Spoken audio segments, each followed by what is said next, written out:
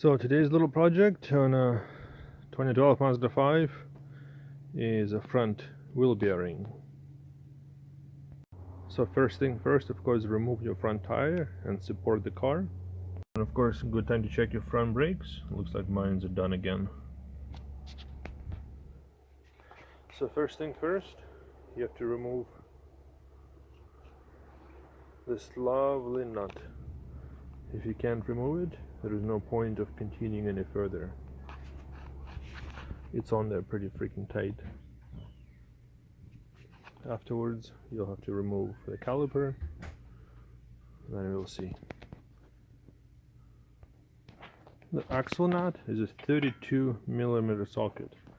Generally, you can borrow something like this set from your AutoZone or Canadian Tire. Mine, the smallest one, was 33. But in my stash, I had a 32 lying around. So there it is. It's not impact rated, but hopefully strong enough. The nut is there pretty good. It actually helps having somebody start the car, press on the brake, use a long cheetah bar, or maybe another cheetah bar, to get it going. Of course, same can be achieved with a kick-ass impact gun or electric one. The new one's like 1,000 foot-pounds in reverse. What if you don't have it? Mine was rated for 400 and didn't do anything. Well, not much at least.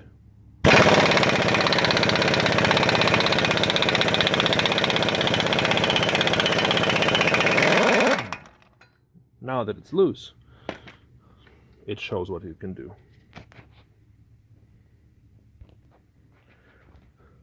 Now in the back, there are 2 bolts for the bracket, the 17mm. Just zip them out.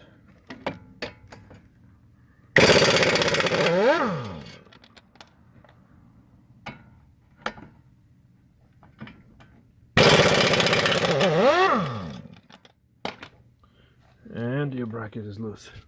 Set it aside or hang it on the side on some kind of strings. Cold bracket works. Now, with your caliper nicely out of the way, remove the brake disc.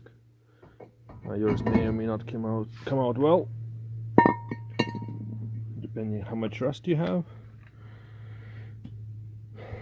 Now we're working with a knuckle.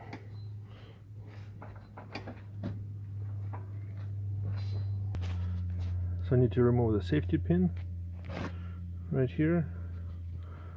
Zip out the nut, remove what's it called, the steering whatever arm. Then afterwards, same thing on a lower ball joint. And then afterwards some more, the strut.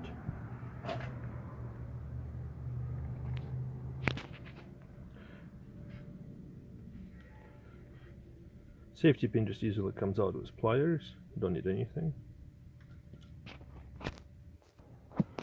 For the arm, it's a 14mm.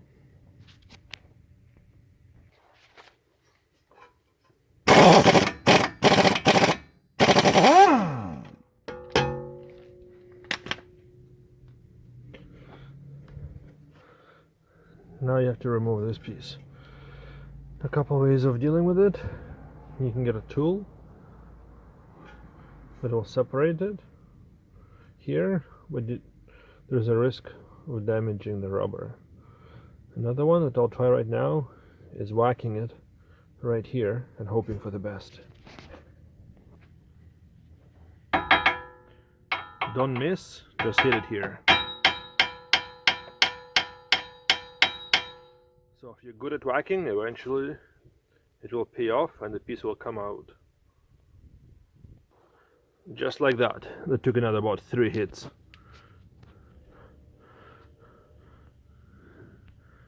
Give yours a check. Mine is still nice and tight, so I'm not replacing mine. On to the lower piece. So here the same 15 works. I'm just using a long version of it, easier to get. And it's loose.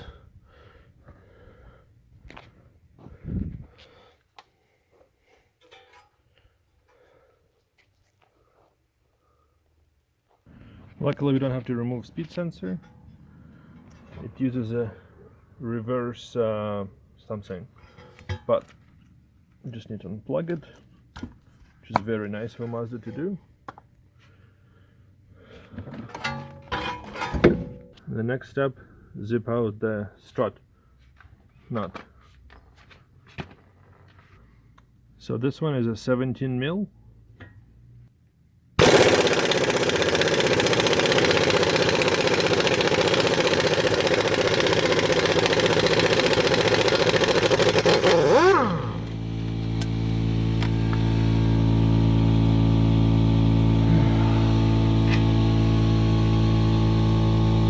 Now the fun part, try to separate this without doing any damage.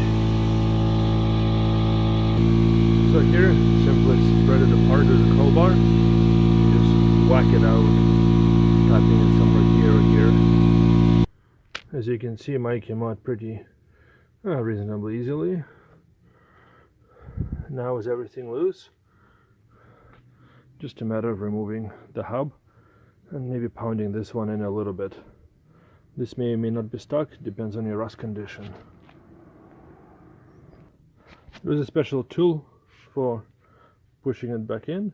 It just clamps here and you can push it back in. I don't have it. I'll just put the nut back on for protection on a few threads. And just applying some hammering action to push the axle in a little bit. And a surprising twist, mine is not cooperating. Again, this is the tool. Free rental Canadian Tire or AutoZone, similar. Just screw it in and impact the damn thing.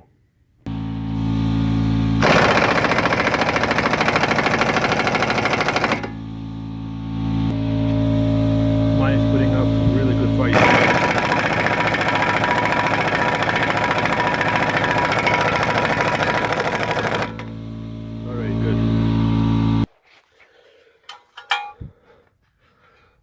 Now that you negotiated the hub, make sure, see there's a line, forgot to say, but mark it so it goes in the same way. You remove the hub. Of course you don't have to remove the hub if you're just doing the drive shaft. If you're doing more, you have to. And there's a drive shaft. And that's what you're up to, the bearing.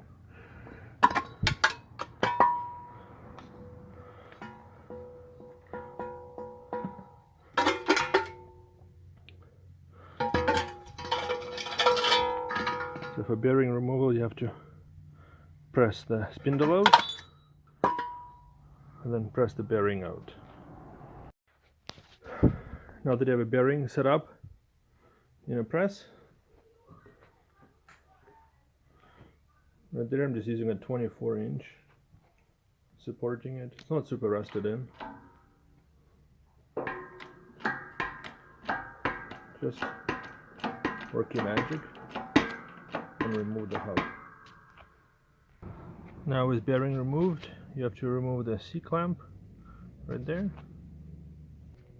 You can use a special tool that you have. I'm just using needle no pliers and a flat screwdriver to catch the edge. Now with the C-clamp removed, set it up back in the press. So it's set up. I'm just using a 35mm socket to press it out.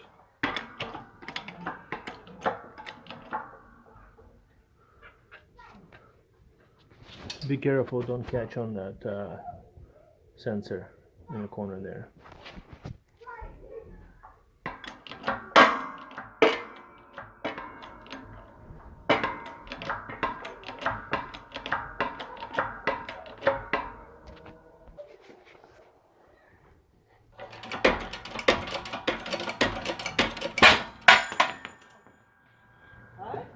There it goes. Now set up the new bearing. You see the new bearing has a magnetic stripe in it, only on one side. Make sure you press it in magnetic stripe toward the ABS sensor. I'm just using the old bearing to press it in. Try to set it up as level as you can so it goes in straight.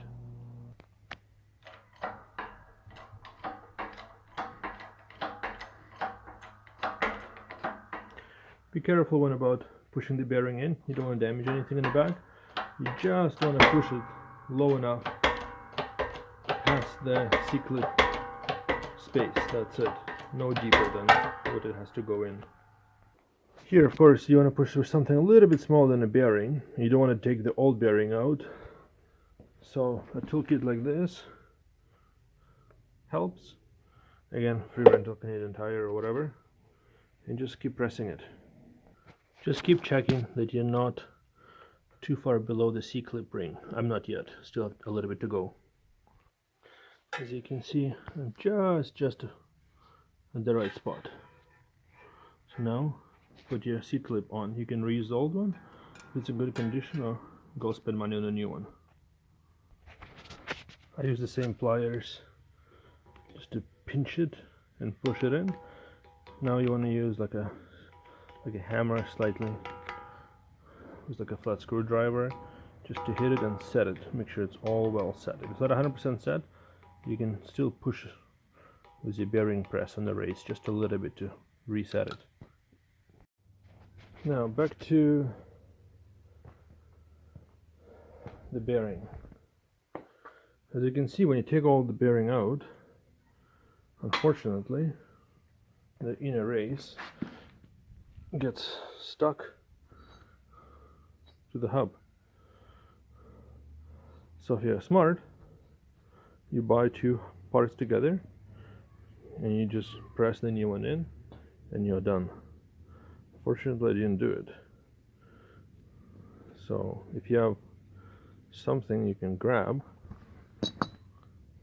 and pull it off, there is a tool for that, of course, or somehow cut it off. That's the only way to get rid of it. My best suggestion is just to buy a new one when you're doing it. This way you also get all new studs and no rust. Of course, if it's too dense or too cheap, you can still use this tool to hopefully pull the race off. Nope, I have to say it did not work for me. The lip is just a little piece of garbage. It just popped right off. There's no lip to grab it on. So now in for the fun times. A lot of options on Sunday night. Ended up using a Dremel. A grinder. Just powering through and cutting it off, and now the race is coming off. Don't do it, buy new. Now you need to press back into here. Now, as you can see, the bearing is two parts. So when you set it up, make sure you put a backing plate supporting this piece. Otherwise, the back of the bearing may come out and you'll have to buy a new bearing and redo it all. Now that your setup is done, there's mine supporting the bearing from the back. Try to push it as straight as you can. We're filming because I'll be watching it.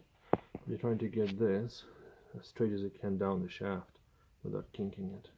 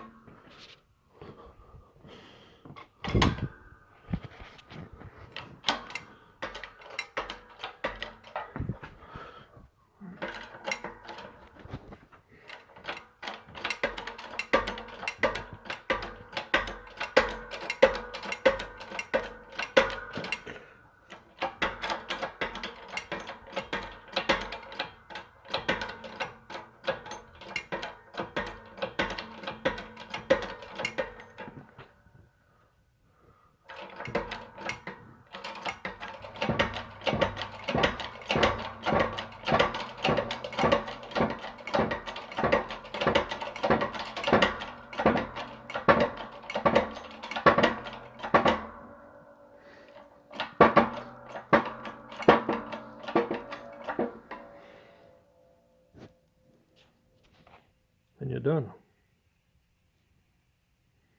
Just double check by hand that you don't have any wobble, that everything went in.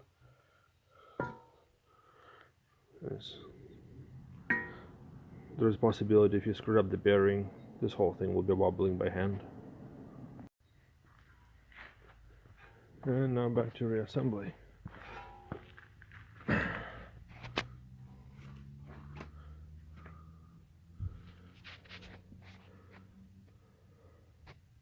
To assemble this whole contraption together, line up your lower ball joint, your strut, your jack, and jack the shit out of it. The only thing you hope, can't see it here, but I left a long mark. It should line up all the way. You have to, if it doesn't come in, just give it a bit of a love tap here, force it in. There's a piece in the back, metal piece, has to go inside. It's when the bolt goes in, the shock doesn't come out in a little accident or whatever.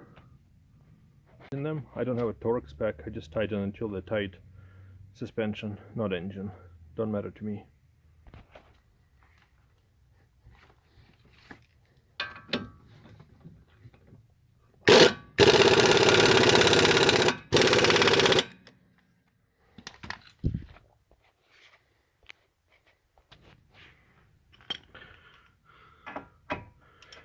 Tighten your steering.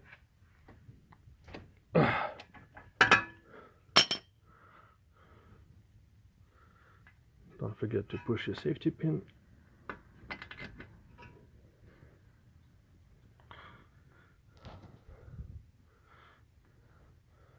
Plug in your ABS and reattach your brakes, tire, and you're done.